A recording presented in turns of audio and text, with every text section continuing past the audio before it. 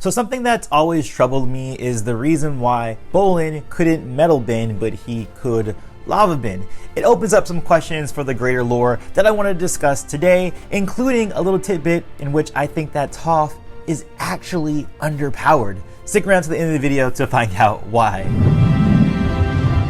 Hey everyone, welcome to the Geek Talk. Today we are going to talk about some lava bending and metal bending, and this is all funneling through Bolin himself, the character. On my Discord, we had a little discussion about lava bending and metal bending with regards to that character. By the way, if you want to join my Discord, you have two options. You can join on my YouTube channel here, or you can visit my website and join my email list. We have a lot of good discussions going on, especially right now with Avatar. Avatar has some pretty interesting conversations going on right now, and that community is building up in a very good way. So if you want to join in, you can do that. So on to the topic of discussion. In my Discord, people were kind of talking about Bolin and lava bending. I actually forgot how the actual conversation started, but essentially it evolved to where I kind of joined in a little bit while I was editing. And I said that Bolin never really made sense to me in terms of his progression into lava bending and why he couldn't do metal bending. And the reason I say that is because I look at the division between metal bending and lava bending to be between the ideas of precision and scale, or rather working from within and then working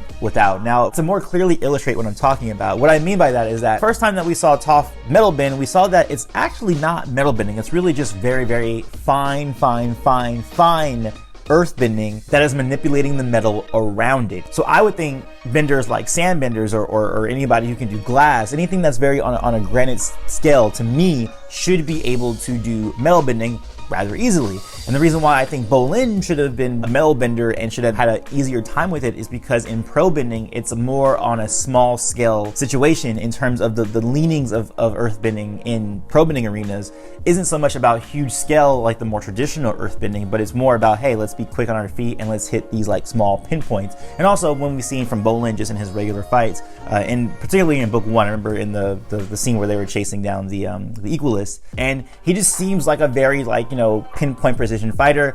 Even in book 3 when we saw him hitting the third eye on Pali, all of that seems to go to, okay, so yeah, he's very good at small little rocks. He can deal with small forms of earth, which should translate to metal bending, because all metal bending is just earth bending on a smaller scale and being able to do that on a multitude of small scales to manipulate the metal around it. However, it seems like Bolin can only do lava bending and he has a really tough time with metal, which is weird to me. This idea has also been discussed in another video I did about Kyoshi and how I think that Kyoshi would have been a terrible metal bender for the complete opposite reason. And that's because in that book, in the first book at least, she had a very hard time with small scale earthbending. She was just very scale and everything was big for her. As we know from the show, she's very good at big earthbending. However, because she has this difficulty with like dust stepping and these other small forms of earthbending, I thought that, the progression of that would be that she would have a very difficult time with metal bending, because that's what metal bending is. And instead, I think that Kyoshi would have been a pretty good candidate for a lava bender, not just because she is the avatar, because obviously we know that avatars can lava bend because they kind of like meld the two, but I mean in actual just earth bending normal lava bender, because she is about scale and she's more about exerting her entire will on the earth. Because for lava bending, as opposed to metal bending, I believe it's the bender working the outside of that rock and making that rock change to their will versus kind of manipulating it in the same way that metal bending works. So with me having this type of thinking, I don't think it makes sense for Bolin to have more of an affinity for lava bending, for him to be able to exert his will and change the form of a rock versus being able to manipulate it on a small scale with metal bending. Now, one of my Discord server members said that, he thinks that it might be that Bolin just excites Earth, like because of his personality type, that he can bring that change about in rock, which I think is like a fine headcanon, and it's okay for me if I accept that he's a lava bender in the first place, because then I would start rationalizing, okay, so why is it that Bolin can do it? And like I like the idea that his personality sparks that change in lava. But the issue with that is that I just can't rationalize that, because I think that the basis of Bolin seems to be more leaning to metal bending than lava bending, at least from my whole foundation of how I look at the two forms, or the two styles really. And then that got me thinking about Toph, because if my whole foundation is that it's really between precision and scale, or more about working from within or working on the outside of that element, it made me think about Toph, because Toph has both of those abilities. I would say that she's a scale fighter and a precision fighter, and the fact that she was able to create metal bending really,